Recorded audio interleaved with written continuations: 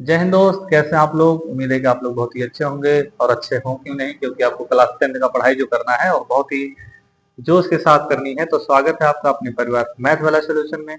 उन सभी छात्रों को बधाई जो क्लास 9 पास आउट करके क्लास 10 में एडमिशन ले लिए हैं या फिर लेने वाले हैं। और आपको बता दें कि क्लास 10 काफी ज्यादा इंपॉर्टेंट माना जाता है, क्योंकि जब आप क्लास 10 का रिजल्ट देखते हैं या फिर जब आपका रिजल्ट आता है तो बहुत लोग आपको पूछते हैं कि भैया आपका कितना नंबर आया है। तो कुछ बच्चों का जिनका कम नंबर आता है वो थोड़ी सी शर्मिंदगी के साथ बताते हैं, लेकिन ऐसी कोई बात नहीं है। जिनका ज्यादा आता है वो थोड़ी गर्व के साथ बताते हैं। तो जिनका कम आता है ज्यादा आता है वो अपने खुद के जिम्मेदार होते हैं। तो आप भी ऐसे बहुत ही गर्व के साथ बता सके, अपना सिर ऊंचा करके बता सके कि मेरा इतना परसेंट आया है। और इसको सही बनाने के लिए तो स्वागत है। हमने जैसे बता दिया कि आपके साइंस का पहला चैप्टर जिसका नाम है केमिकल रिएक्शन एंड इक्वेशन। तो इसके बारे में हम आपको बता दें कि असल में इस चैप्टर का मतलब क्या होता है। आपको बता दें कि जैसे आपके आसपास जितनी भी घटनाएं हो रही होती हैं, हमारे आसपास जितनी भी घटनाएं हो रही होती हैं वो साइंस से रिलेट होती हैं। जैसे गर्मियों के सीजन में दूध का फट जाना, शाम को दूध रखते हैं सुबह फट जाता है। ऐसा अक्सर देखने को मिलता है, कोई जरूरी नहीं शाम को रखे सुबह ही फट जाता है। या बहुत देर तक भोजन पका के रख दिया गया और फ्रिज में नहीं रखा गया तो वो फिर भी खाने योग्य नहीं रह जाता, खट्टा लगने लगता है। ठीक है। और देखे होंगे कि लोहे में जंग लगना। ठीक है। तो इन तमाम बातों को कैसे होते हैं, क्यों होते हैं, तो इस चैप्टर में पढ़ने वाले हैं। तो बिना देरी किए शुरू करते हैं तो पहला चैप्टर जिसका नाम है chemical chemical reaction and equation. ठीक है, सभी छात्र पेन कापी लेकर बैठ जाएं और चैप्टर का पहला नाम डालेंगे केमिकल रिएक्शन एंड इक्वेशन। ठीक है, आप सोकर मत देखिए, बैठ कर देखिएगा ताकि आप लिखते भी चलेंगे कि हमको लिखना क्या है। ठीक है, जो पॉइंट लिखनी होगी मैं यहाँ लिख दूंगा, कुछ बोलना होगा तो आपको बोल दूंगा तो उसमें भी आप लिख सकते। फिलहाल ये वीडियो रिकॉर्डेड आपको मिलेंगी और लाइव तो नहीं है, फिर भी आप पेन कॉपी लेकर बैठेंगे तो बेहतर होगा। तो चैप्टर का नाम आप लोग सभी लोग डालेंगे केमिकल रिएक्शन एंड इक्वेशन। ठीक है। तो दरअसल केमिकल रिएक्शन होता क्या है इसको सबसे पहले हम जाने वाले हैं। ठीक है, अगर आप हेडिंग क्या कहते हैं चैप्टर का नाम डाल लिए हैं तो हेडिंग पहली डालेंगे हम लोग। पहला हेडिंग होगा केमिकल रिएक्शन, चैप्टर के पहले नाम से ही होगा केमिकल रिएक्शन। पहले हेडिंग के साथ पढ़ेंगे केमिकल रिएक्शन होता क्या है, जानेंगे केमिकल रिएक्शन के बारे में। तो आपको बता दें केमिकल रिएक्शन क्या होता है। हम बता दें कि जब दो या दो से अधिक, ठीक है, जब दो या दो से अधिक सब्सटेंस एक में ही मिल जाते हैं, सब्सटेंस मतलब पदार्थ, जब दो या दो से अधिक पदार्थ एक ही मिल जाते हैं और उसके बाद वो नया कोई प्रोडक्ट फॉर्म कर लेते हैं तो इस पूरे प्रोसेस को केमिकल रिएक्शन कहते हैं। बहुत छात्र कहे होंगे सर जी इंग्लिश में बोले ही नहीं। तो इंग्लिश में क्या है कि when two or more substance react to each other, क्या बोलेंगे, व्हेन, लिख देंगे हाँ भाई, व्हेन टू और more substance react to each other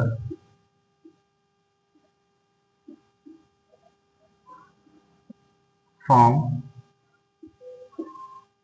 new substance, form a new substance,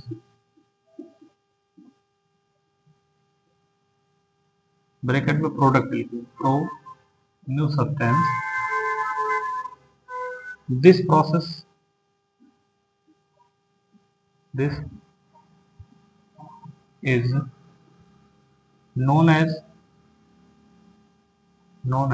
chemical reaction, chemical reaction। ठीक है, मैं बोलता भी जा रहा हूँ तो आप लोग बोल रहा हूँ तो उससे भी लिख सकते हैं अगर कोई स्पेलिंग इधर उधर हो रही होगी। अगर आप लेटर नहीं समझ पा रहे हैं तो आप समझ लेंगे बोलने से मेरे।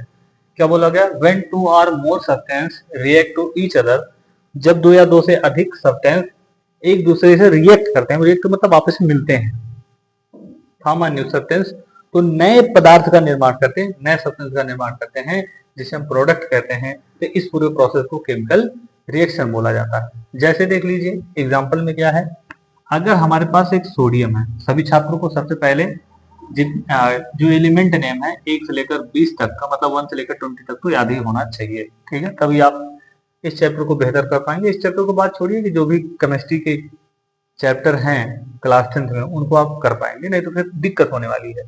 याद होने के साथ साथ उनका सिंबल भी पता होना चाहिए। जैसे यहाँ पर देख लीजिए सोडियम है, ठीक है, सोडियम में क्लोरीन अगर मिला दिया जाए, ठीक, देखिए सोडियम में क्या मिला दिया है, क्लोरीन मिला दिया गया है। अब ये दोनों मिलकर क्या बनाएंगे, NaCl, ठीक है, Na क्या बनाएगा और Cl। तो हमने कहा जब दो या दो से अधिक, अब यहाँ दो है, देखिए एक सोडियम है एक क्लोरीन है, ये दोनों मिलकर एक नए पदार्थ का निर्माण किए हैं जिसका नाम है सोडियम क्लोराइड। क्या नाम दिया, सोडियम क्लोराइड। तो यहाँ देखें दो या दो से अधिक पदार्थ या दो ही पदार्थ मिलकर एक नए पदार्थ का निर्माण किए हैं, तो इस पूरे प्रोसेस को क्या बोला जाता है, केमिकल रिएक्शन बोला जाएगा। ठीक है, अच्छा इधर वाले को रिएक्टेंट बोलते हैं, इधर वालों को क्या बोलते हैं, प्रोडक्ट। क्या बोलते हैं, प्रोडक्ट। इधर वाले को रिएक्टेंट और इधर वाले को प्रोडक्ट बोला जाता है। ये जो बीच में एरो का सिंबल होता है ये रिएक्टेंट और प्रोडक्ट को अलग अलग करके दिखाता है। ठीक है, तो आप पूरी उम्मीद है कि आप समझ पाए होंगे केमिकल रिएक्शन किसे कहते हैं। और इस इक्वेशन को जरूर लिख लें, इसको लिखें एक बार, जरूर लिखें, ठीक है, लिखते भी चलें। चलिए, उम्मीद है कि आप लोग लिख लिए होंगे। अब समझेंगे कि केमिकल रिएक्शन तो हो चुका है, इसकी कुछ प्रॉपर्टी बता दीजिए, कैसे हम देखकर बताएंगे केमिकल रिएक्शन हो रहा है कि नहीं हो रहा है, या क्या क्या परिवर्तन देखने को मिलते हैं जब केमिकल रिएक्शन होता है, या क्या क्या चीजें दिखाई देती हैं जब केमिकल रिएक्शन होता है। चलिए, अगर आप भोजन करते हैं, ठीक है, तो उसमें भी केमिकल रिएक्शन हो रहा है। कैसे सर जी, जब आप भोजन करते हैं तो हमारे पेट में जाता है, ठीक है, तो वो डाइजेस्ट होता है, तो डाइजेस्ट होता है जिसका मतलब वहां पर केमिकल रिएक्शन हो रहा है। तो अगली बार हम पढ़ने वाले हैं केमिकल कैरेक्टरिस्टिक्स ऑफ द, मतलब प्रॉपर्टीज, आप क्या लिख सकते हैं, properties of chemical reaction, properties of chemical reaction, या फिर कह सकते हैं कि characteristics of the chemical reaction, इसको पढ़ने वाले हैं। प्रॉपर्टीज मतलब गुण, कैरेक्टरिस्टिक्स मतलब भी गुण होता है, विशेषताएं कह सकते हैं, क्या कैसी विशेषताएं होती हैं जब केमिकल रिएक्शन होता है तब। ठीक है, चलिए तो आपको पहला बताते हैं। पहला आपको देखने को क्या मिलेगा कि जब केमिकल रिएक्शन होगा तो क्या देखने को मिलेगा। हम पहले देखेंगे कि लिखा जाएगा चेंज इन स्टेट, मतलब जब कहीं केमिकल रिएक्शन हो रहा होगा तो उसका स्टेट चेंज होगा। स्टेट का मतलब जैसे वो अगर वो सॉलिड है, सॉलिड है तो किसमें बदल जाएगा, लिक्विड में, ठीक, किसमें बदल जाएगा, लिक्विड में, या फिर सॉलिड है तो किसमें बदल जाएगा, गैस। मतलब अपनी स्टेट क्या कर लेगा, वो चेंज कर लेगा। ठीक है, अपने स्टेट को क्या कर लेगा, वो चेंज कर लेगा। तो पहला परिवर्तन जब केमिकल रिएक्शन होगा तो पहला परिवर्तन देखने को मिलेगा चेंज इन स्टेट। ठीक है, कोई जरूरी नहीं पहला ऐसा होगा, यह भी हो सकता है, अगला भी हो सकता है। दूसरा क्या बनाएंगे, change in colour, change in colour. ठीक है, क्या भैया, change in colour.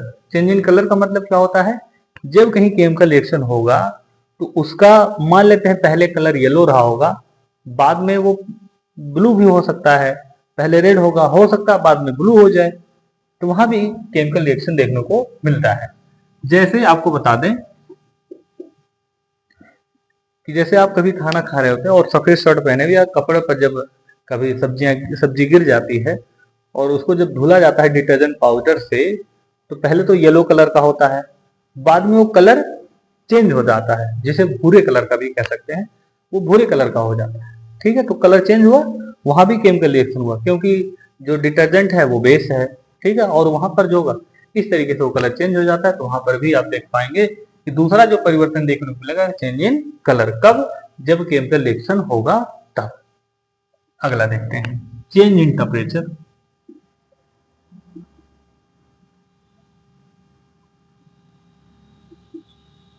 Change in temperature. आप परिवर्तन देखने को कहाँ पाएंगे? उसके जो टेम्परेचर है, टेम्परेचर का मतलब जो भी या तो ठंडा है गर्म हो सकता है, या गर्म है तो ठंडा भी हो सकता है, ऐसा भी परिवर्तन देखने को मिलेगा। कहाँ सर जी? जब आप चूने को, जो बड़ा बड़ा चूना मिलता है, मतलब आप जाएंगे मार्केट से चूना लेकर आएंगे, उसको पानी में डालेंगे तो आप देखेंगे बहुत ही ज्यादा हीट हो जाता है। ऐसा क्यों होता है? क्योंकि वहां पर क्या होता है, केमिकल रिएक्शन होता है। तो वही बताया जा रहा है, चेंज इन टेम्परेचर, उसका टेम्परेचर क्या हो जाएगा? बदल जाएगा। टेम्परेचर का मतलब तापमान उसका क्या हो जाएगा? बदल जाएगा। ठीक है, यहाँ भी आप देख पाएंगे कि अगला परिवर्तन क्या हो सकता है, अगली प्रॉपर्टीज क्या हो सकती है केमिकल रिएक्शन की, तो चेंज इन टेम्परेचर हो सकता है। ठीक है, अगला देखेंगे क्या, इवेल्युएशन ऑफ गैस। चौथा, evaluation of gas. Evaluation of gas का मतलब क्या होगा भैया, कि गैस, जैसे मैंने बताया, गैस भी निकल सकता है। जब कहीं रिएक्शन होगा तो उसमें से भी क्या निकल सकते हैं, गैस भी निकलती है। ठीक है, अच्छा, और देखेंगे और क्या अगली प्रॉपर्टी है, पांचवा। अगली प्रॉपर्टी आप देख पाएंगे, फॉर्मेशन ऑफ प्रेसिपिटेट। क्या भैया?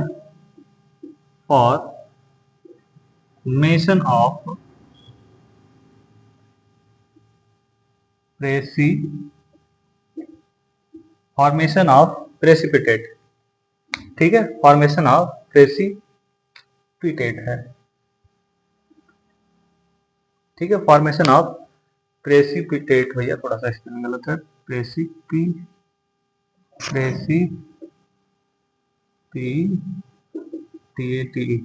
Formation of precipitate. ठीक है, फॉर्मेशन ऑफ प्रेसिपिटेट, इसका क्या मतलब होता है सर जी? जब आप देखे होंगे, अक्सर तो ऐसा होता है कि चीनी घुल जाती है पानी में, लेकिन ऐसा आप देखोगे जैसे चीनी डालें तुरंत घुल नहीं जाता। आप हिलाएंगे, गिलास में डाले उस चम्मच से और हिला रहे हैं, ऐसे घोल रहे हैं अच्छे से, लेकिन तुरंत नहीं घुल जाता, वो कुछ समय लगाता है। तब आप जब छोड़ देंगे देखेंगे जो चीनी के पार्टिकल्स होते हैं वो नीचे तली में क्या हो जाते हैं, बैठ जाते हैं गिलास के। तो जब पार्टिकल नीचे बैठ जाते हैं, रिएक्शन तो करते हैं लेकिन कुछ पार्टिकल नीचे तली में बैठ जाते हैं, तो वो पूरी प्रोसेस क्या कहलाती है, फॉर्मेशन ऑफ प्रेसिपिटेट। जिसको ये कहाँ देखने को मिलेगा, केमिकल रिएक्शन में देखने को मिलेगा। तो यहाँ पर 5 प्रॉपर्टी बताई गई है। Property number 1 chemical change in state, अगली प्रॉपर्टी चेंज इन कलर, अगली प्रॉपर्टी चेंज इन टेम्परेचर, अगली प्रॉपर्टी इवेल्यूशन ऑफ गैस, अगला होगा फॉर्मेशन ऑफ प्रेसिपिटेट। ये 5 कैरेक्टरिस्टिक्स कह सकते हैं या फिर प्रॉपर्टीज कह सकते हैं किसका, केमिकल रिएक्शन का होने वाला है। ठीक है, और जिन छात्रों को नहीं समझ में आ रहा है वो कमेंट जरूर कर देंगे, थोड़ा सा सर जी और बेहतर से पढ़ाएं, और भी बेहतर से पढ़ाने की कोशिश की जाएगी। ठीक है, अगला हम क्या पढ़ने वाले हैं सर जी? अगला हम पढ़ने वाले हैं, आपका ये पहला क्लास है, और इस पहले क्लास को मैं बहुत लंबा नहीं रखने वाला हूँ, बहुत ज्यादा 15 से 20 मिनट होगा मैक्सिमम, उससे ज्यादा नहीं होगा, क्योंकि पहली क्लास है। तो आपसे कनेक्ट होने के लिए मैं पहली क्लास रिकॉर्ड कर रहा हूँ, और आप देखकर जरूर कमेंट करें जो नए छात्र होंगे क्लास 10th के, और वो जरूर अपना जो है मत देंगे कि कैसा पढ़ा रहे हैं कैसा नहीं पढ़ा रहे हैं। और मान लीजिए कोई दूसरा भी देख रहा है, अगर उनके संपर्क में कोई ऐसा छात्र है जिसको 10 की पढ़ाई की जरूरत है, और तो इसे उस बच्चों को ये वीडियो जरूर बताएं कि इस वीडियो पर जाकर देख लें। ठीक है, चैनल का नाम मैंने बता दिया, मैथ वाला सोल्यूशन। और जो छात्र नए हैं उसको तो उन लोगों को तो सब्सक्राइब कर ही लेना है, क्योंकि इससे बहुत ही अच्छे अच्छे कंटेंट आने वाले, कह सकते हैं, सब्जेक्ट पढ़ाए जाएंगे। अगला हम लोग पढ़ने वाले हैं केमिकल इक्वेशन। केमिकल इक्वेशन, ठीक है, केमिकल इक्वेशन बहुत ही बढ़िया, कह सकते हैं कि बहुत ही बढ़िया हेडिंग आपके पास आई हुई है, केमिकल इक्वेशन होता क्या है। ठीक है, केमिकल इक्वेशन क्या होता है कि जैसे जब आप मान लेते हैं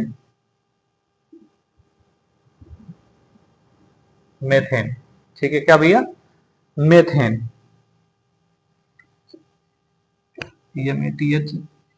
मेथेन, और प्लस में क्या भैया, मेथेन और ऑक्सीजन, तो ये क्या बनाएगा, मेथेन प्लस ऑक्सीजन तो क्या बनाएगा, carbon dioxide, carbon die plus में क्या बनाएगा, वाटर। ठीक है, हमारे पास मेथेन है और ऑक्सीजन, मेथेन है और ऑक्सीजन है, ये दोनों मिलकर क्या बनाएंगे, कार्बन डाइऑक्साइड। अभी मैं आपको केमिकल इक्वेशन समझाने की पूरी पूरी कोशिश कर रहा हूं, समझे। केवल अपनी जो क्या कह सकते हैं, बांस जैसी जो निगाह है वो केवल इस सामने बनाए रखें। क्या कहा जा रहा है कि जब आपके पास मेथेन हो, ठीक है, मुझे लग रहा था थोड़ी सी गड़बड़ी यहाँ पर, ठीक है, मेथेन, जब मेथेन और ऑक्सीजन ये दोनों को आप रिएक्शन करवाएंगे, इन दोनों को आपस में, तो क्या बनाएगा, कार्बन डाइऑक्साइड और प्लस में वाटर बनाएगा। ठीक है, कार्बन डाइऑक्साइड और क्या बनाएगा, वाटर बनाएगा। हम जानते हैं इधर वाले को रिएक्टेंट बोलते हैं, इधर वाले को क्या बोलते हैं, प्रोडक्ट बोलते हैं। अच्छा गुरु जी, ये तो बात समझ में आ गई, तो क्या इसी को केमिकल इक्वेशन बोल देंगे, नहीं, गलत है। हम इसको इससे नहीं बोलने वाले, इसको केमिकल इक्वेशन नहीं बोलेंगे, तो बोलेंगे किसे, देखिए जैसे मेथेन को हमका फार्मूला पता है, क्या होता है, NH4। ठीक है, क्या होता है भैया, सॉरी सॉरी सॉरी, CH4 होता है। क्या भैया, CH4 क्या होता है, CH4। और ऑक्सीजन का तो बहुत ही लोग नींदों में बता सकते हैं कि ऑक्सीजन का फार्मूला क्या है, O है, ऑक्सीजन का सिंबल। तो मेथेन CH4 और ऑक्सीजन, इसको मिलाकर क्या बनाएगा, कार्बन डाइऑक्साइड, मतलब CO2। कार्बन डाइऑक्साइड का फार्मूला क्या होता है, CO2 प्लस में वाटर का फार्मूला H2O। ठीक है, ये बना लिया। अब सर जी ये क्या है, अब तक तो ऐसा लिखा था, ऐसे लिख दिया। हाँ भैया, मेथेन जो लिखा जाता है वो ऐसे लिखा जाता है, इसका सिंबॉलिक रिप्रेजेंटेशन ये है। ठीक है, मेथेन का सिंबॉलिक रिप्रेजेंटेशन ये है, ऑक्सीजन का सिंबॉलिक रिप्रेजेंटेशन ये है, कार्बन डाइऑक्साइड का ये, और वाटर का जो है H2O है। तो क्या अब इसे क्या बोलेंगे, हाँ हाँ, इसे ही तो बोलेंगे केमिकल इक्वेशन। इसी ही को क्या बोलेंगे, केमिकल इक्वेशन। और डिफिनेशन क्या होगी इसकी, इसकी डिफिनेशन होगी symbolic representation of the substance. क्या भैया, symbolic representation of the substance in the chemical reaction, participate in the chemical reaction, that is known as chemical equation. क्या बोलेंगे, symbolic representation of chemical substance, जो हमारे पास chemical substance है उनका symbolic representation लिख देना है। किससे, सिंबॉलिक रिप्रेजेंटेशन। क्या बोलेंगे, symbolic representation of the chemical substance that sorry participate in the chemical reaction, symbolic representation of the substance that participate in the chemical reaction, that is known as chemical equation। मतलब रासायनिक अभिक्रिया में भाग लेने वाले जितने भी पदार्थ हैं, रासायनिक अभिक्रिया में भाग लेने वाले जितने भी सब्सटेंस हैं, उन सब्सटेंसों को सिंबॉलिक रिप्रेजेंटेशन मतलब उनके चिन्ह के अनुसार लिख दिया जाए, तो वह जो हमारे पास प्राप्त होगा, इसी हम लोग क्या कहते हैं, केमिकल इक्वेशन कहते हैं। हिंदी में इसको हम लोग बोलेंगे केमिकल सॉरी रासायनिक समीकरण। ठीक है, उम्मीद है कि आप लोग समझ पाए होंगे। हाँ, मैं वो चीज लिखा नहीं, मैं इसलिए 2-3 बार बोल दिया। ठीक है, तो आप लोग उसको लिख लेंगे, मैंने समझाने की पूरी कोशिश की है। ठीक है, आगे हम लोग चलने वाले हैं। मैं आपको बता दूं कि हम लोग कैसे लिखेंगे, इक्वेशन को कैसे लिखेंगे। तो भैया जो सब्सटेंस है उसको पढ़िए और उसका फार्मूला याद करिए, लिख दीजिए। ऑक्सीजन का मुझे पता ये होता है, कार्बन डाइऑक्साइड का CO2 होता है, ये भी इसको मैंने लिख दिया। आगे वाटर का क्या होता है, H2O, तो उसको भी मैंने लिख दिया। अब वही बोला, symbolic representation of the substance participate in the chemical reaction, that is known as chemical equation. ठीक है, उम्मीद है कि आप लोग समझ पाए होंगे।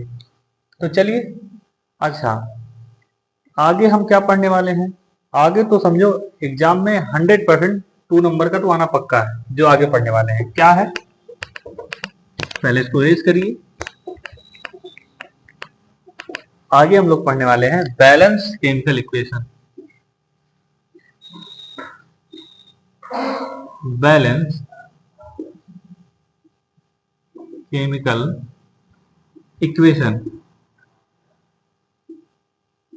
ठीक है क्या भैया, बैलेंस केमिकल इक्वेशन। अब बैलेंस का मतलब वो वाला बैलेंस नहीं जो हमारे जेब में पड़ा होता है, वो यहाँ बैलेंस का मतलब होगा बराबर, कहते हैं बैलेंस है वो वाला बैलेंस नहीं। बैलेंस का मतलब दोनों तरफ बराबर। जैसे आप जब कभी मार्केट गए होंगे या फिर जाते होंगे सब्जी खरीदने या फिर किसी प्रकार की वस्तुओं को खरीदने, पहले तो आप, अब इतने मॉडर्न जमाने में आ गए हैं कि कंप्यूटर वाला कांटा है, तौल के रखता है, उसमें लिख देता है कितना है, मिल जाता है। पहले होता था कि एक तराजू होती थी, ऐसे तराजू लिया रहते थे, एक तरफ इतना बड़ा बड़ा पत्थर बटखरा रखते थे, उसको बटखरा बोलते थे, उसको रख लेते थे, और एक तरफ जो सामान होता था, जैसे आप दाल ले रहे हैं या फिर कह सकते हैं सब्जियों में कुछ भी ले रहे हैं, तो उसको एक तरफ रखा जाता था, फिर उठाया जाता था, बीच में कांटा लगा रहता था, एकदम ऐसे पतला सा नोकीला सा, तुम जैसे नोकीले हो है ना, बहुत ही तेज हो, नोकीले का मतलब मेरा तेज। तो वो कांटे को एकदम जब बीच में रहता था तब कहते थे हम लोग दोनों तरफ क्या है, बैलेंस है, मतलब बराबर है। यहाँ हम वो बैलेंस पढ़ने वाले हैं। तो सर जी इसमें कहा वो कांटा लगने वाला है, यहाँ लगने वाला, ध्यान दीजिए। जैसे आपने अभी लिखा था कि CH4 मीथेन का फार्मूला प्लस में ऑक्सीजन O2, और उसके बाद क्या लिखे थे, CO2 प्लस में H2O, यही लिख दिया था मैंने।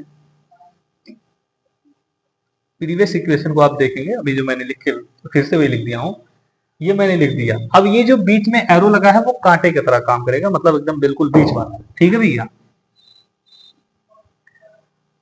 तो पहले मैं आपको समझाता हूँ, फिर इसका डेफिनेशन क्या होता है वो भी बताऊंगा। ठीक है भैया, क्या है, जैसे देख पा रहे हैं कि यहाँ पर C का मतलब कार्बन होता है, H का मतलब हाइड्रोजन, O का ऑक्सीजन, यहाँ भी वही सारे लोग हैं, कार्बन इधर भी है, कार्बन इधर भी, हाइड्रोजन इधर है, हाइड्रोजन इधर, ऑक्सीजन इधर, ऑक्सीजन इधर भी है, दोनों तरफ है। जो रिएक्टेंट में है वही प्रोडक्ट में भी है, तभी तो केमिकल रिएक्शन हो रहा है। उसके साथ साथ जो हम बैलेंस केमिकल इक्वेशन पढ़ने वाले हैं वो ये है कि इस केमिकल रिएक्शन में पार्टिसिपेट करने वाले जितने भी एटम मॉलिक्यूल हैं, क्या भैया, ये क्या हो रहा है, केमिकल रिएक्शन हो रहा है।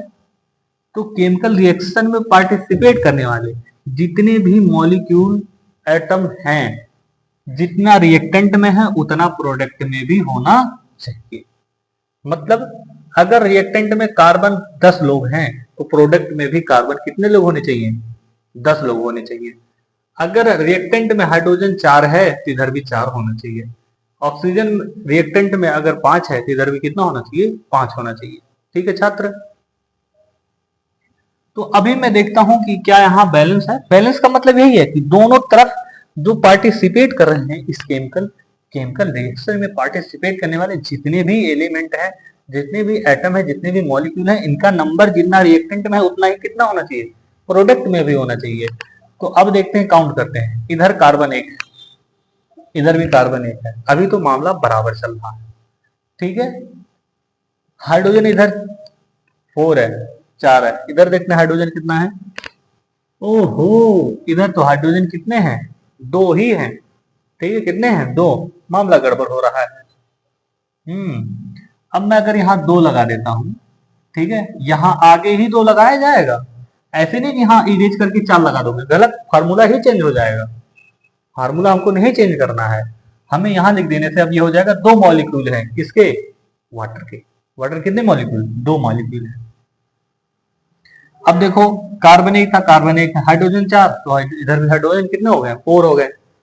ऑक्सीजन इधर देखो कितने हैं, 2 हैं, ऑक्सीजन इधर कितने हैं, 2 यहां से, और इस 2 का मल्टीप्लाई यहाँ मान लेंगे 1 है, मान लेंगे नहीं, जैसा होता है 100%, तो 2 का मल्टीप्लाई 1 में, तो 2 1 जा 2, तो 2 यहाँ है, 2 यहाँ, 4 हाइड्रोजन, यहाँ तो कितने हैं, सॉरी 4 ऑक्सीजन, इधर कितने ऑक्सीजन है, इधर तो भैया कितने हैं, 2 ही हैं।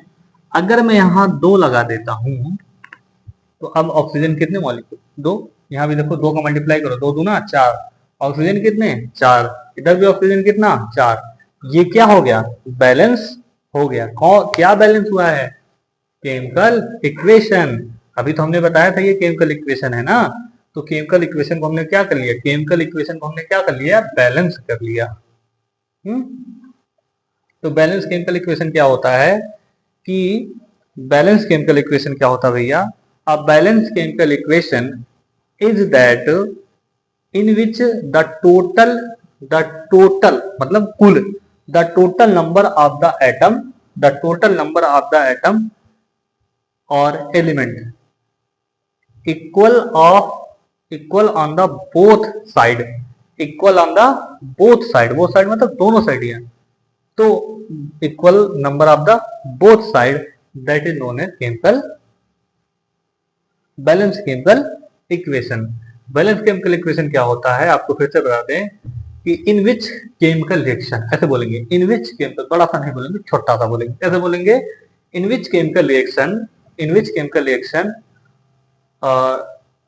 participate of the atom in the chemical reaction on the both side, participate of the chemical reaction, participate of the chemical reaction in of the atom of the both side is equal। कैसा होना चाहिए, equal होना चाहिए। थोड़ा सा अगर आप mistake हो रहा तो समझ लेंगे कि बैलेंस केमिकल इक्वेशन क्या होता है कि केमिकल रिएक्शन में पार्टिसिपेट करने वाले जितने भी एलिमेंट रिएक्टेंट में है उतना ही क्या होना चाहिए, प्रोडक्ट होना चाहिए। जितना भी एटम रिएक्टेंट में उतना ही कितने होना चाहिए, प्रोडक्ट में होना चाहिए। ठीक है, तो उम्मीद है कि आप लोग समझ पाए होंगे कि मैंने क्या बोला, क्या बोल दिया भैया कि total number of the atom, क्या बोलेंगे, total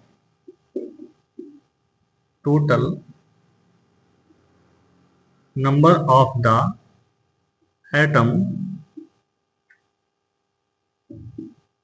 total number of the atom of each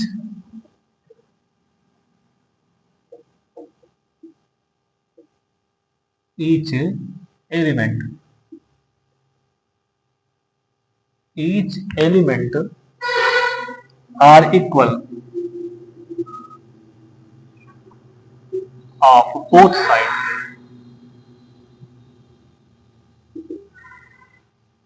of both sides, the equation, क्या बोलेंगे, both side the equation, that is known as balanced chemical equation। इसे क्या बोलेंगे, बैलेंस केमिकल इक्वेशन। सभी छात्र इसको लिख लें, समझाने की पूरी कोशिश किया जा रहा है आपको। अब इस पर हम कई क्वेश्चन करने वाले हैं, आगे हम नई वीडियो में करेंगे। जैसे कि मैंने बताया था ये वीडियो आपको बहुत ही छोटा रहने वाला है, 15 से 20 मिनट, उम्मीद है कि हो गया होगा 15 से 20 मिनट। पहली वीडियो है, कोशिश पूरी की गई है बेहतर पढ़ाने के लिए, थोड़ा सा कहीं इधर उधर हो रहा होगा तो आप सपोर्ट करिए, उम्मीद है कि आप बेहतर पाएंगे इस यूट्यूब चैनल पर।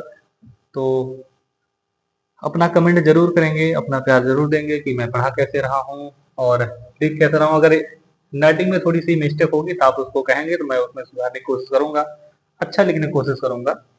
ठीक है, तो चलिए मिलते हैं अगले एपिसोड में, तब तक के लिए दीजिए इजाजत। धन्यवाद, नमस्कार, जय हिंद।